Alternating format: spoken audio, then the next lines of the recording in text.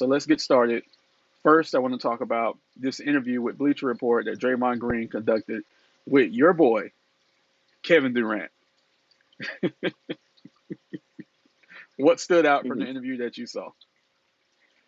Um, I actually like just how I guess candid and personal they were with each other because of course they were teammates, so you would think they would have like a certain communication with each other despite uh the coverage of them having like a falling out when they left and stuff or when KD left.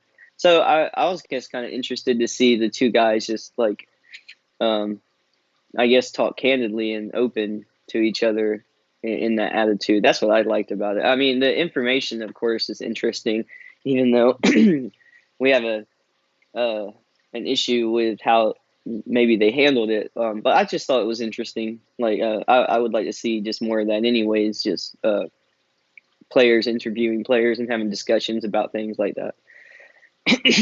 What about you? What'd you take away from it? I don't mind the players having conversations as long as they're authentic conversations. Um, they treaded into a territory where they were talking about the aftermath of their argument.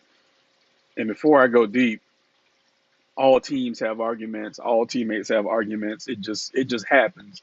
I think this was blown way out of proportion, a little bit by the Warriors staff because they wanted to coddle Kevin Durant and they didn't want to do anything to make him leave. When ultimately he left anyway. Um, the parts I didn't like was Draymond Green kind of throwing uh, the GM and Steve Kerr under the bus with how they handled the situation. I didn't like that. And Steve Kerr, I'm a little shocked by if everything is accurate. I'm a little shocked by how he was handling it because he played in the league and he's been in tough practices and he knows that players fight sometimes on and off the court. It's a situation where you let the guys handle it. Management and coaching staffs have to stay out of things like that, and then the guys have to deal with it. And that's what Draymond was saying. He was like, "Yo, me and KD can deal with it. We'll figure it out. We don't need you guys stepping in." I did, which I knew about this. I didn't like that you suspended Draymond, but not Kevin Durant. If you're going to suspend someone, you suspend both of them. Now, the one thing I didn't like what Draymond said was is that when he was in a sense refusing to apologize, and the GM said, "Hey, I didn't think it was going to go this way," and Draymond laughed in his face. Draymond said it was either me laughing in your face or me cussing you out. You have to draw the line at some point. Even though they're partners, there's still a slight boss employee relationship, just a slight one. But on paper, they're partners. But there's a respect thing too. If you're going to tell somebody that, or I would have cussed you out, you might as well go ahead and cuss them out because at that point, we're going to have a different conversation and your ass is going to be gone from the organization.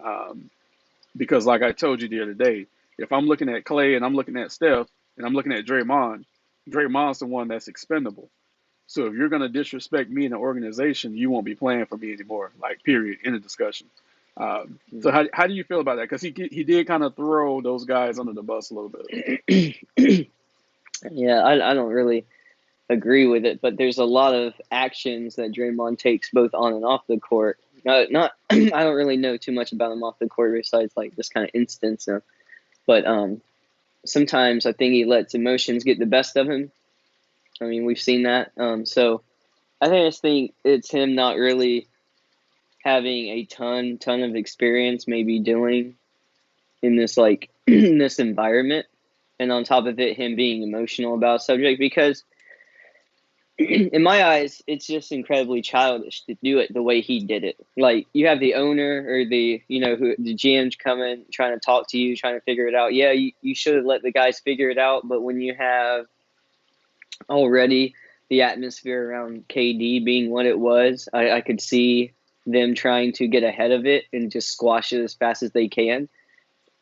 So, I mean, I don't agree that they should have done anything or asked anybody to do anything. It would have just taken care of itself most likely. But I could see the worry for them Also, like I said, I just don't think it was the best way for Draymond to handle it. The guy's trying to talk to you, and whether or not you feel like he should be helping or doing anything with the situation, it comes from a place where they're trying to make the problem go away. And for you to say, well, it's either I do what I want and laugh or curse you out to your face, like at that point, we can't have a conversation. At that point, I don't want to talk to you anyways.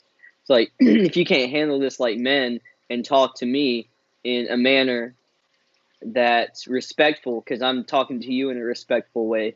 Um, we need that back and forth. Otherwise, you probably can't be on my team anymore.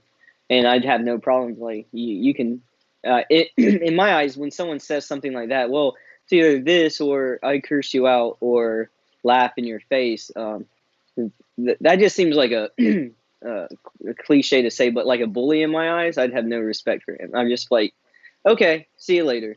That would have been my after trying to help them handle it despite them the team not really needing to be involved in that. I would have definitely had a problem with the way Draymond handled it. Yeah, and a lot of people have broken down the situation over the years, and some people are like, "Well, where was Steph?" This is how I would have dealt with it. I Look, we know I've been watching basketball for damn near 30 years now. I've seen teammates go at it on the court. I've heard of teammates fighting at practice. I saw Gary Payton and Dwayne Wade in the fucking playoffs have a shouting match that was more intense than what they had and what Draymond and good Lord, KD had. As a team, you rally together and you figure it out in the locker room. That's it. So the team leaders, whoever it is, and it might be Draymond, but they should have had a team meeting, no coaches, no GMs, nobody, hashed out what the issue was and moved on. Period. That should have been how that went. So there was Mm-hmm. breakdowns with management, and there was also breakdowns with Draymond. But to put a cap on it, I like that they had the conversation. I just wanted to be authentic, and I don't think that part was authentic at all. How they put the blame on management for ripping the team apart. Yeah. I don't think that was accurate. I think Kevin Durant had made up his mind that he was going to leave anyway. So I don't think this had anything to do with that. So